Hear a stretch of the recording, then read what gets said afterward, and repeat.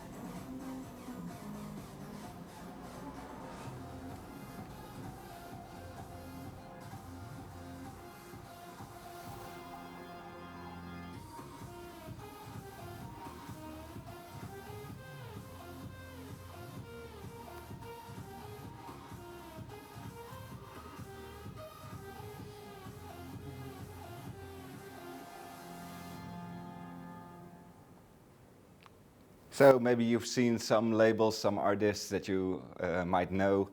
These are the artists we work with to get their music across to the great audience. So as a company, we also love a lot of digital stuff, like all these networks.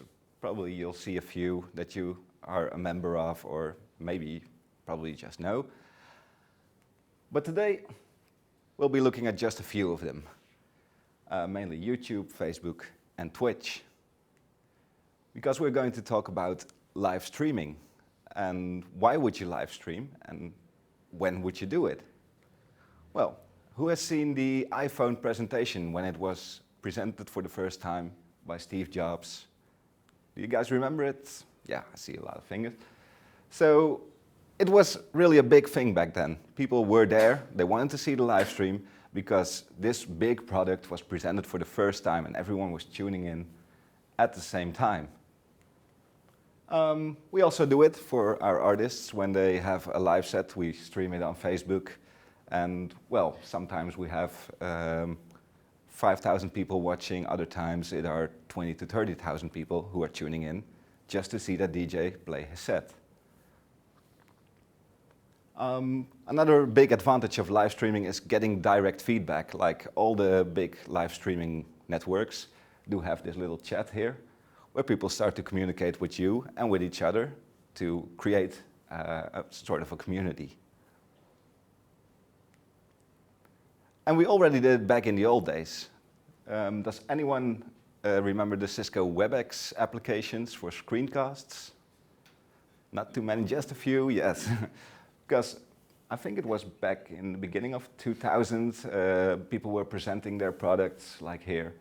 And well, WebEx was used for that. They also had a chat for that. And well, actually, this technology, it isn't that new. It's still running. It's still running, yeah. I've attended one a year back, I think. So yeah, they're still doing it. It's completely web-based now, not like this in a separate application, but it's still out there. So the main benefits and usages is gathering more followers for your company. If you have a Facebook profile, you get more Facebook followers. On Twitch, you can get more followers. Same with YouTube. Or you can create a hype if you want to launch this new big product. You create a mystery around it before you start broadcasting, and then bam, you send in the hype for that product. Or you just have a presentation of a product or a screencast about software where you want to elaborate some extra information to people at the same time, have that live chat there to answer their questions. That's also a great case for using live streaming. So how did it start within Spinnin Records? Well, we have our weekly radio show. It premieres on Twitch, nowadays also on Facebook. And it was run by this hardware. Well, what did it consist of? It starts with an MP4 file, which is the video that you saw here. It has some flashing things and the now playing changes. That's why it was a video. Next thing, the Windows 7 PC.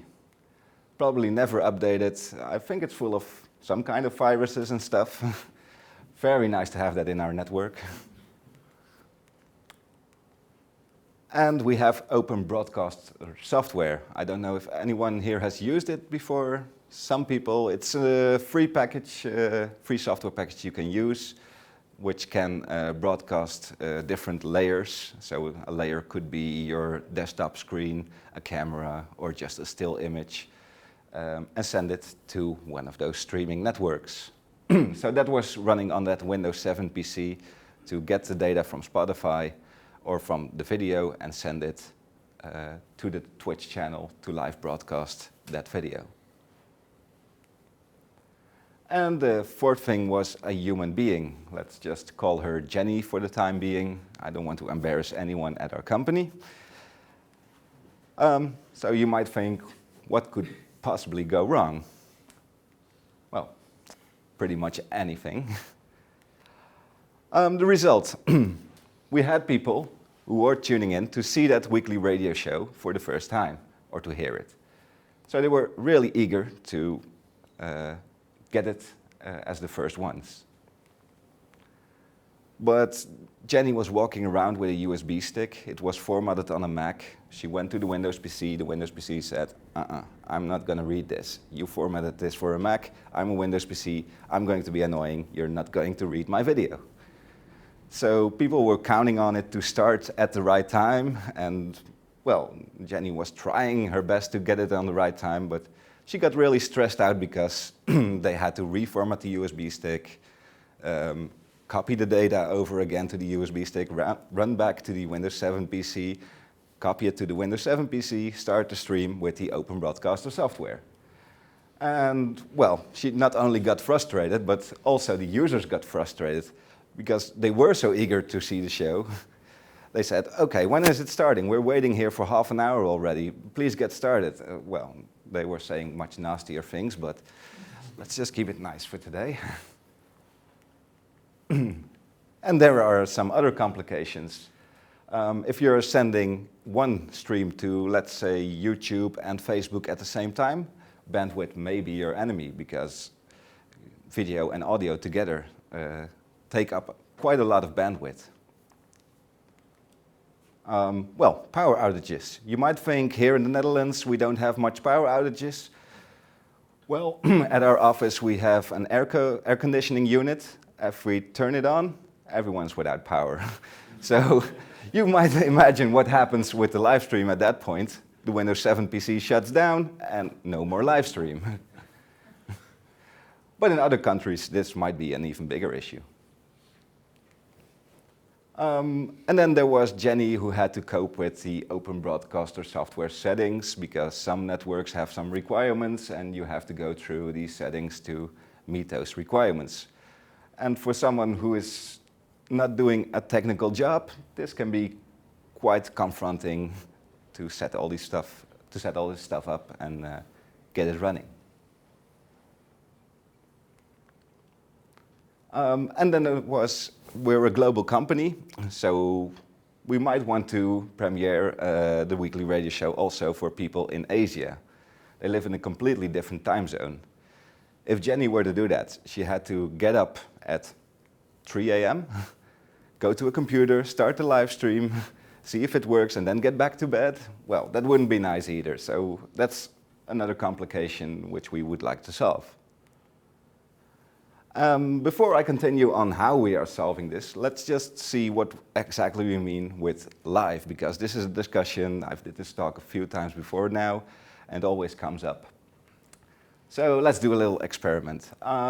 Let's say you're watching a sports game, and here it says live, so yeah. Who considers this as a live broadcast?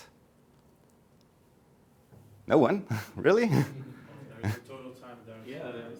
Oh yeah, okay, that's a good catch, yeah, right. Yeah, well, but also another thing, most live broadcasts are being delayed because if accidents happen, if some gruesome stuff is going on the screen, they can filter it out or move to another camera or put an image placeholder or something like that. So yeah, it's live. Gaming, so this is something from Twitch, a cutscene from a game. It's quite dark, sorry for that. Who considers this as a live broadcast? Yes, many of you? Okay, fair. But it's still something which is scripted, and the only difference is who is playing the game. So yeah, it's live, but it will always be the same. It can be the same multiple times. Another thing, a video which has been edited before it's being put online. Who considers this as a live broadcast? Yeah, fewer people.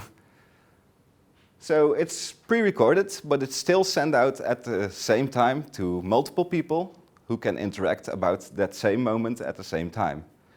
So for the sake of the bundle, we just decided everything which is being broadcasted to a set of people at the same time is considered live or semi-live, if you would like to call it that. And that's how we came to the live broadcast bundle, which we are going to try to solve the issues we saw earlier. The good thing is you can already get the bundle today, even though it's still in pre-release phase. There's a demo project which you can just clone from GitHub. It runs with SQLite and a local PHP server, so no additional setup is required. You should have most of the stuff already running on your machine. The project now supports Linux, OS X, and Windows 10. I think there are still some bugs for Windows, so we need to work on that. And it's completely built on Symfony. That's why it's called a bundle. Who here is working with Symfony? Okay, many of you are. We'll get to that. But if you just want to use the bundle for your Symfony project, that's also possible. You can just use it with composer require and then the package name. So like I said, it's still in an alpha phase. We do release early, we do release often. Every time we have a bug fix or one new feature, we'll do a new release. We're not waiting until we have this big feature list and up the version then. We just want to get it out there as soon as possible to make it as functional for everyone as we can. So let's just do a high-level overview of how we built this bundle. On the left side, you have the inputs. So for now, we have files, URLs.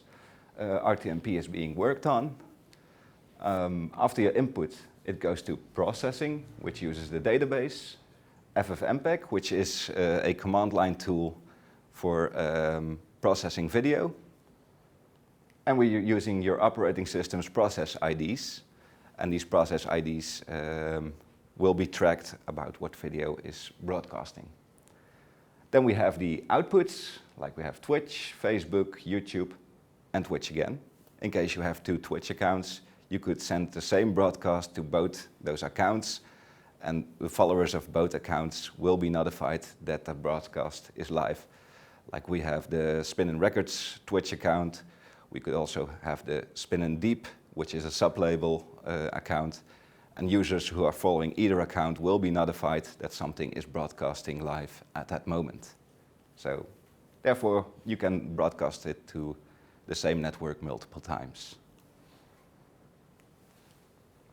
Inside the bundle, so let's dive a little bit deeper.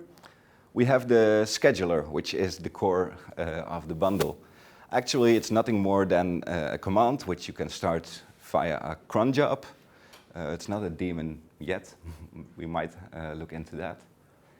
But it retrieves the live broadcast entities, which define what a live broadcast contains. It checks which broadcasts are running at that time. And based on how a broadcast is planned, which is running, it decides to start a new broadcast, stop a running broadcast, or just leave it alone if it's doing what it needs to do.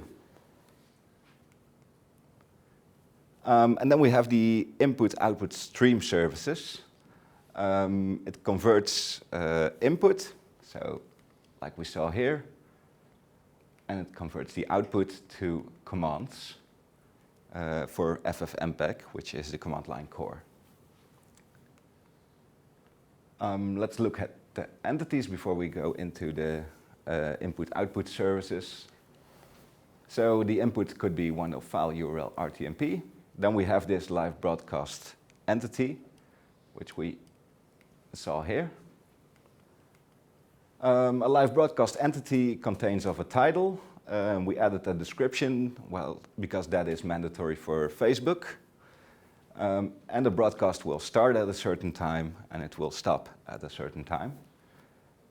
So the stream can be stopped when the end of the video is reached, or when the end of the time is reached, or you can choose to just play the video until the end, even though the end time has been reached.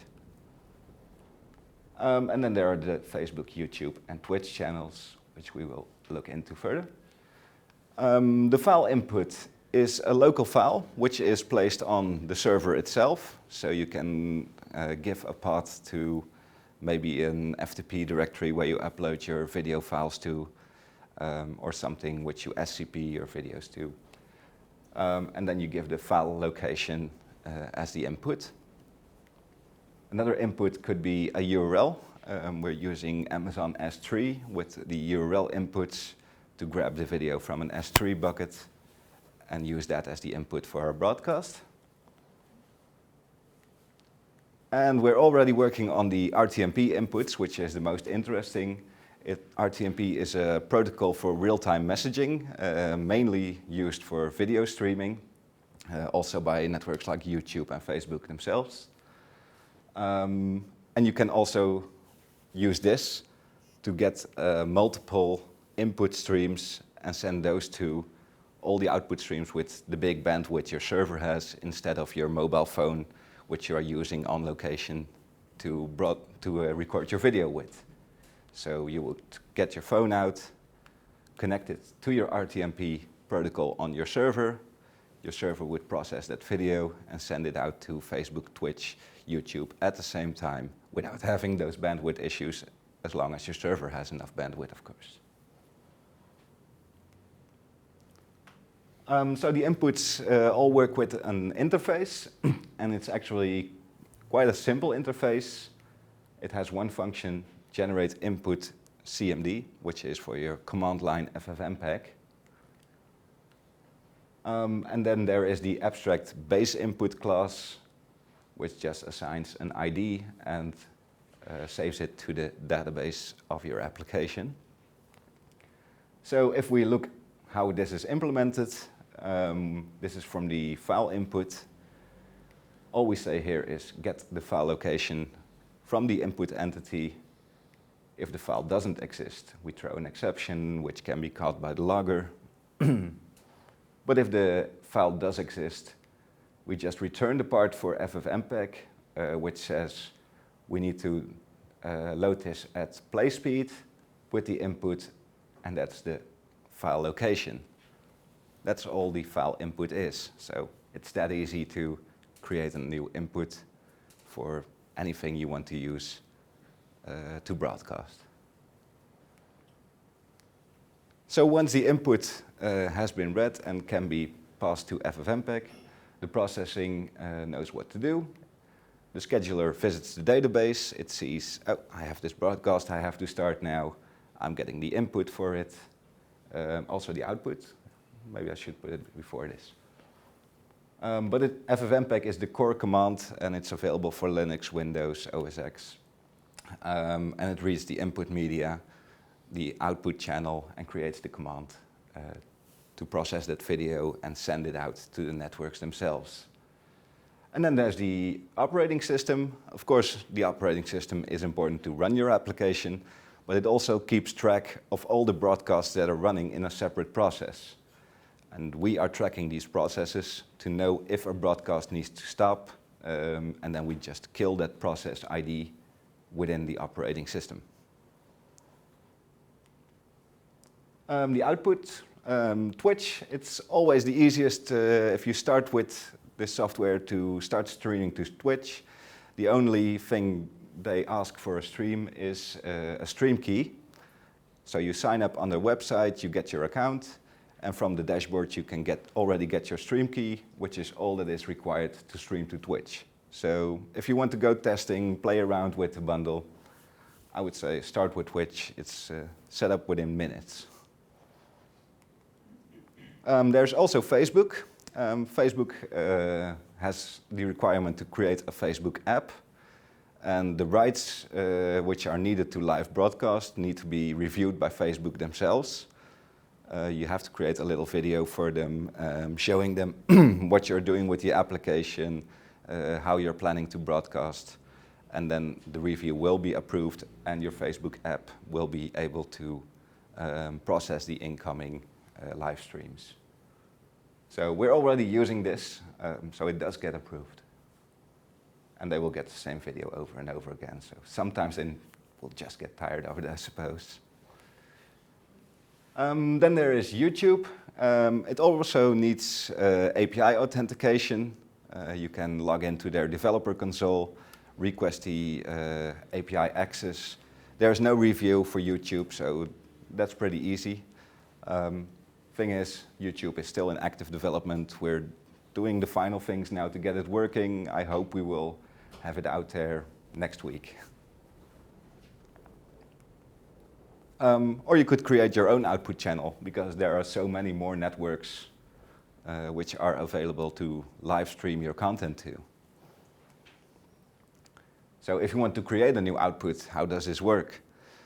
You will need an entity, and this entity contains just the data of the channel. And you would need a service, and the service handles that data and creates the output command for FFmpeg, or the output command parameters, I should say. So just the entity, the thing that holds the data. We're using Doctrine ORM here again. We create a table called channel. This is the abstract class for a base channel, which you get out of the box. It has an ID, it has a name. That's the basics of a channel. If we look at the implementation for Twitch, it has getters and setters also for these. Just for the clarity of the slide, I didn't add those. But a Twitch channel, so it needs a stream key, like we said, if you want to set it up. And there's a stream server. It is configurable. We haven't exposed it in our admin class yet, but well, you could use another streaming server from Twitch if you want to. And then there is the service, which handles the data we just got. So it sets the channel entity, which is an extension of the base channel. We generate the output command parameters, and we can get the channel type. So getting the channel type just returns the class name. This is the Facebook implementation. Generating the output command, it gets the stream URL, which gets created before. Well, there's a lot more code involved to get the stream URL in there, but just for the clarity of how an output service works, it just needs to output some command line parameters which FFmpeg can use to send out the video. So in this case, we're encoding with a specific codec at 30 frames per second, trying to do it ultra fast. We copy the audio and we want to put it in an FLV file to the stream URL, which is Facebook's RTMP server in this case. So then we have the input and the output together. The scheduler will make that into one FFmpeg command and start that command. So FFmpeg will do the rest and send it to the stream URL. If you create a new output service, we implemented tagging.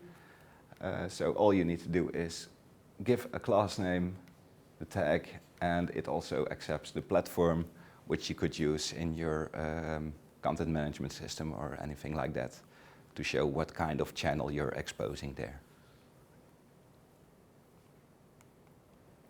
As a bonus, we also have some admin classes. Within Spinnin Records, we do use Sonata for our website. So yeah, we thought we created it, so why not add it as well? As you can see here, it gives you a very simple form to configure all that we just mentioned. You enter the name of your broadcast, you give it a description, you tell it when to start, when to end. If the broadcast needs to stop when this time is reached, you can select one of the inputs. Well, we'll do a quick demo in a few. I always love live demos.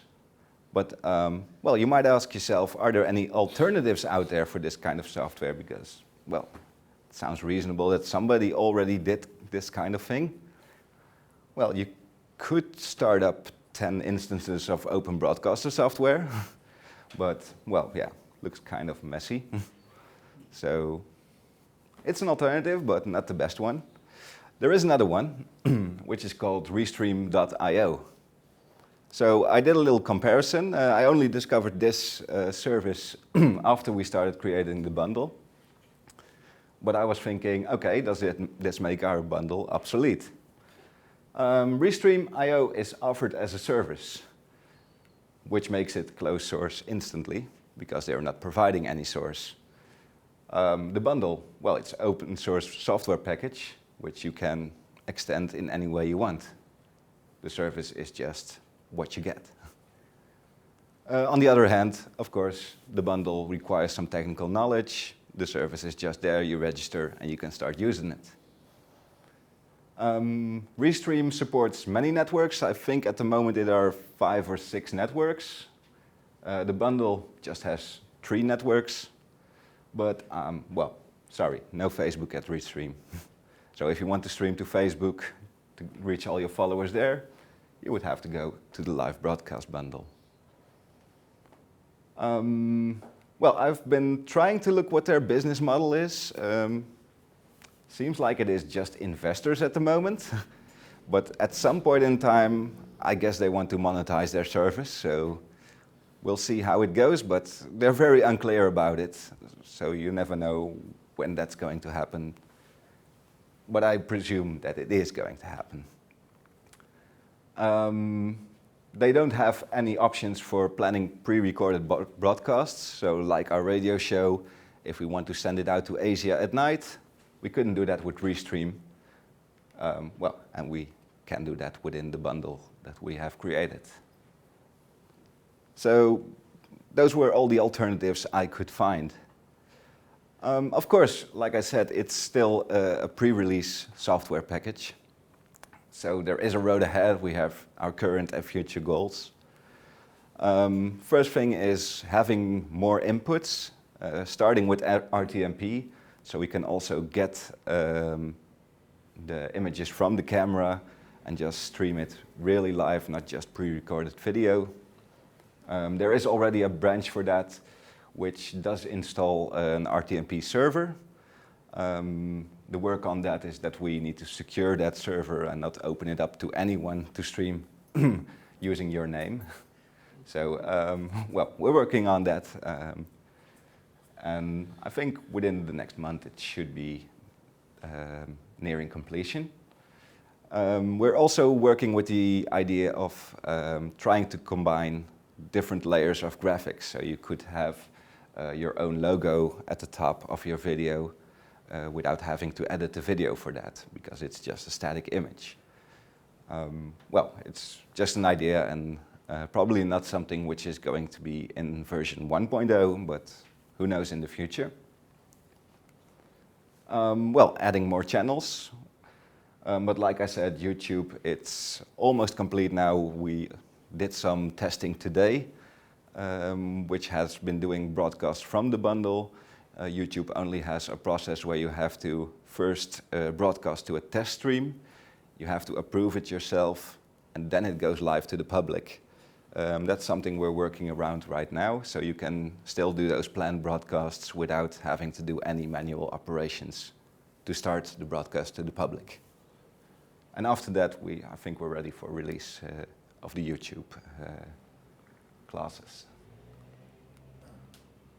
Of course, we would like to have more quality in the project. We're already running PHP code sniffer.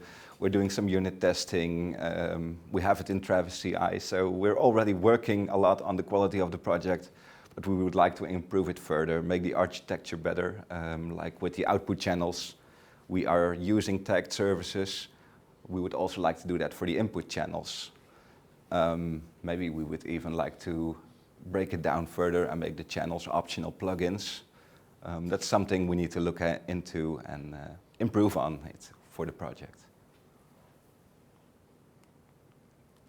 So in conclusion, live broadcasting on a professional level is really hard to do.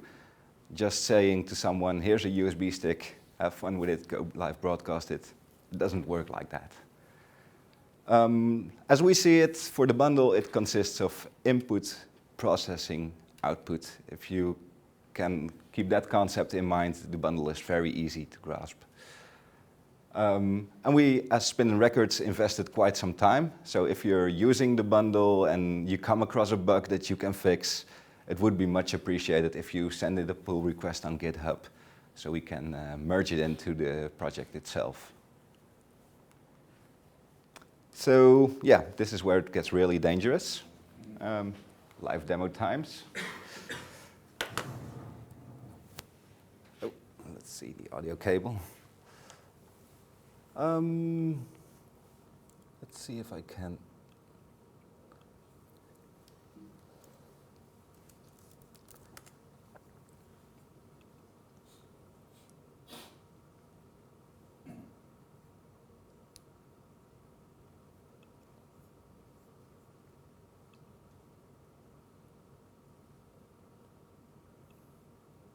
Where is the font size? Profiles, of course.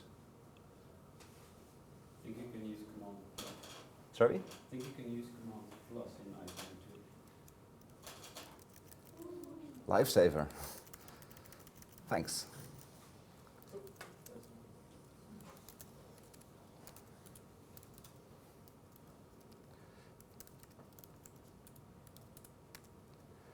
Okay, so here we have a checkout of the demo project. And it all starts with a command, which is bin console.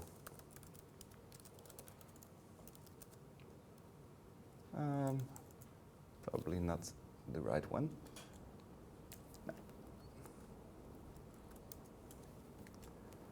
So for every OS, it will check if it has the right command line access if you run this command.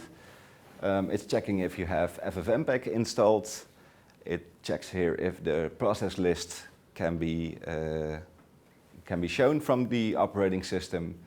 It also checks if it can kill a certain process. And for Mac OS, it also needs grep because the -C to just get a list of ffmpeg processes running doesn't work on a Mac, does on Ubuntu, so there's a little differentiation between the different operating systems it runs on. Windows does have other commands, of course, which it will look for to keep track of the processes or start new ffmpeg processes. I think I got it still running here. Let's kill that one. So if you are using the demo project, you could just give the command server run. This will start the server. Let's just go to the main page first. So it's a very simple page. You could start the scheduler from here, but you also get access to the admin bundles which are delivered with the project.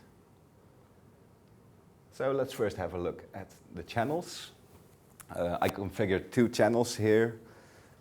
You could say I would want to add a new channel. If this is a Twitch channel, you could just enter a name here, which is for the internal use within the application, and the Twitch stream key, which you can get from your Twitch dashboard.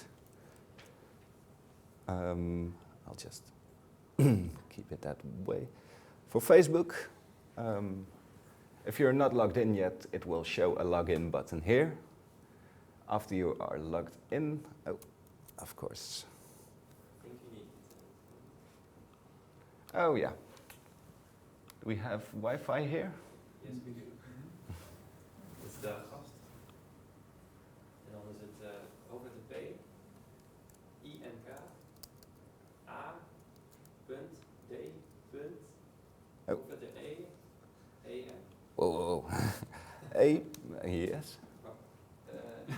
D, punt, OVTE, EN. Toch, Gerald? Ja, Hm? En van de E. En van Martin. Oh yeah, yeah. Ja, van Martin. Dat kan ook. Okay, should have done this up front. Forgot about it. Oh. But we'll get there. Nice.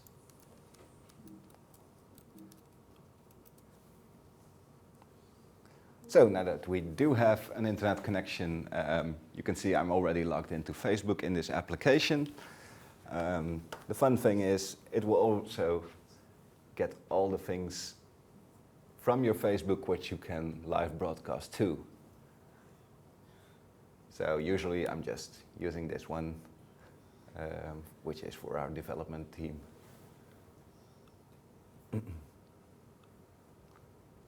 So once you've set up your channels, you can start planning a live broadcast. Of course, it has a list. And as you can see, I already did a little bit of testing. So let's create an Amersfoort PHP stream. PHP Amersfoort. Sorry. Oh, they're doing it different in all the places.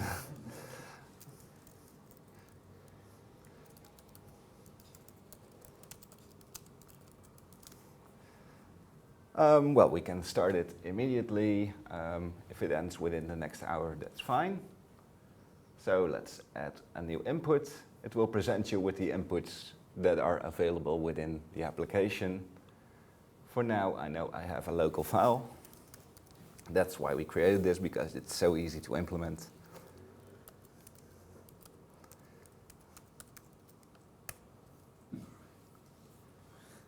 And let's just select both channels. Well, let's see if the internet holds it. I like a little challenge. So now that we have created the broadcast, it's not sending out anything yet because we have the scheduler. We don't need the web server anymore. It's just for the administration interface. It does nothing else. But what we do need to do is trigger the scheduler. Like I said, we have it on our server in a cron job that runs every minute. People do have the patience to wait for a minute, not for 30 minutes, but.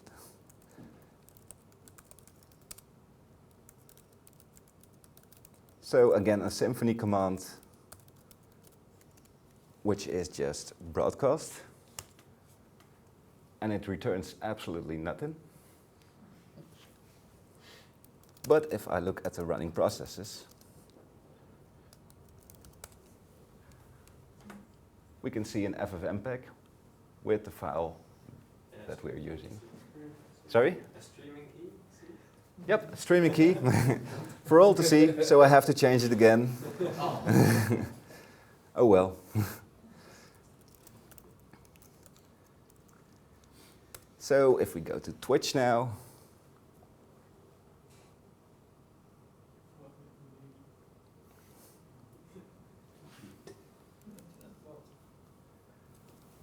yeah, we're really using a lot of the connection now. We're not just streaming, we're also trying to watch it. PingWeb will send you the bill later. Sorry? PingWeb will send you the bill later. Oh, okay. Still showing as offline. Let's try Facebook.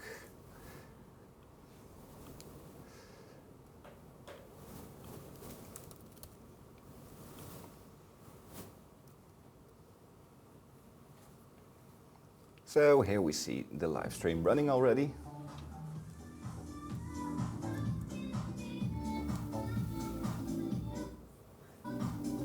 Yeah, the connection is really having a hard time with this.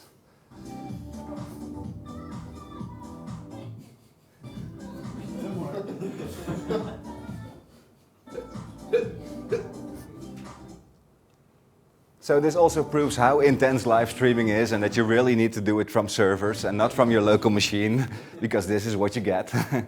But you can see that the concept of the project works. We're sending out a live stream from a file and broadcasting it on Facebook right now. So let's just leave this one alone. Oh, wait. Not sure why this one isn't opening it. Since you play music.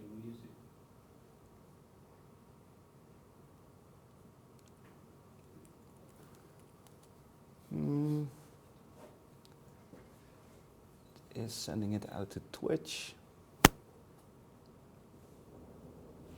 Yeah.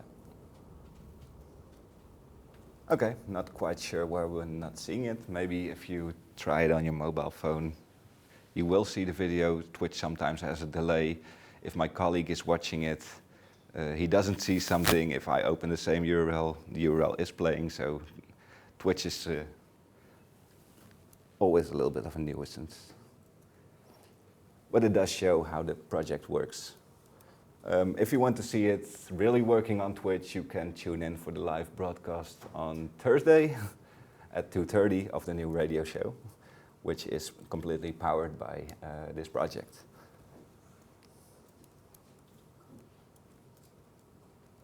Well, That's on let's. the Spinnin Twitch channel? Or where? Yeah, the Spinnin Records Twitch channel. Yes. So I think we've seen it all in the demo then. And that also concludes my talk. Does anyone have any questions? Yes. Yeah, so I saw you published the Git repository on your own username. Is that on purpose? Well, actually, when the things were going wrong within Spinnin Records, Jenny came to me and she said, "Oh, I'm really hating these live streams because I'm running around with that USB stick. Can you think of a certain solution?" So first thing I started to do, we were busy at that time with a lot of other stuff. And in the evening I was thinking, okay, this might be a fun challenge. Let's start hacking on something. And what I started hacking then has become the project right now, and that's why it's still on my GitHub. But also Paul, who's in the room here with me, he did most of the Facebook stuff, helped me with the architecture of the project. So yeah, we might move it over to Spinnin Records someday, but for the time being, it's still on my GitHub because of that. Yes, Rick. So a big appeal of live streams are social interaction, so immediate feedback. Twitch does this by means of overlays and certain things that happen as soon as you would donate or follow or whatever. Do you plan on adding overlays to this setup? Well, the first overlays will be static images. So not for version 1. Version 1 will probably just be streaming from a pre-recorded or camera session. But for future versions, well, that's always a possibility. Or if somebody knows a solution already and sends in a PR for that, I'll gladly add it to the project as well. I was expecting that answer. But, well, if there's enough feature requests for it with the star system, we definitely look at that. So, yeah, then we put it higher on the priority list. With multiple platforms that you're streaming to, you just said you could check on your mobile phone to see if it's running there. I imagine you stream out in different qualities. Do you also have to worry about that? No, you. Handle that, or is the streaming platform handle that? Most streaming platforms just require the highest possible quality which you can provide, and they will reformat that to other lower qualities for the end users. So, yeah, so if you just provide the best quality possible, it's all done. Yes? You're using FFmpeg to transcode it to another format. Is there a way to have an input file and stream it raw? So, for instance, FFmpeg takes up a lot of processor power usually. Yes. So if you have multiple streams, that could be a problem. Is there a way that you can, for instance, if you plan a show, you can pre-transcode it using FFmpeg and just say, use this and don't touch it, just stream it out? Yes, we could do pre-transcoding, but that means you would need the time to pre-transcode it. Yeah. So that's a risk, and that's why we're now transcoding on the fly at playback speed. Okay. But it might be an option that we could pre-calculate how much transcoding would take in terms of time, and then do that to save some server power. Yeah.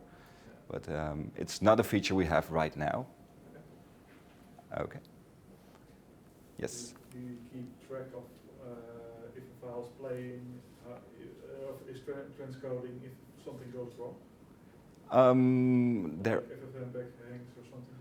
There are logging options based on the command line output, but FFmpeg also keeps the command line logged normally and shows the progression of the encoding. So I don't think an error gets logged at the moment, but it's a good one to add, something which I will definitely be looking into. We do log if an transcoding gets started or not. So if FFmpeg fails immediately. But if it fails during the transcoding, that's not something we catch at the moment. Yes? If the command is run from two locations at the same time, so server 1, server 2 running this both at the same time, do you protect it against it? You mean two servers running from the same database? Yes. Yes, it should be one server now running the scheduler. What we do keep track of, I think I still have it in the output. Oh, of course, well, let's just start it again. I put the broadcast for an hour, so. We do send metadata with the command. And metadata gets just incorporated into the video. So here we do know that the broadcast entity is entity ID 2. The channel it is sending to is 2, which in this case is, let's see, Facebook. And there's an environment, which is your Symfony environment. So if you're running production and acceptance on your same server, it will know the difference between those. So based on your... If you have two production servers, like if you want to stream 100 Yes. streams. We're looking into that. We are having our web server, 2 web servers and a load balancer now. We want to add a third one, but only for background processing. So only that machine will be doing the broadcasting then. But we don't have any horizontal scaling yet for containing these processes on multiple services, or servers, sorry. Maybe an easy trick for you here is you can just do this command in a while sleep 1 loop. Sorry, If you have a command line like a bash shell, you can just while sleep 1 and then do the command in there, and then you have every second it tries to command. That sounds like an interesting option. Yeah, definitely. Something I want to look into. There's also some bash commands to have a log file when it will exit immediately if there is a log file. So you then use the cron tab to always have the loop working, and the while loop is always every second executing your command. So you have very responsive. That would be very cool. Yeah, something we definitely need to look into. Great tip, thanks. Really happy with that. Any other questions? Okay, then we'd like to thank you for your time.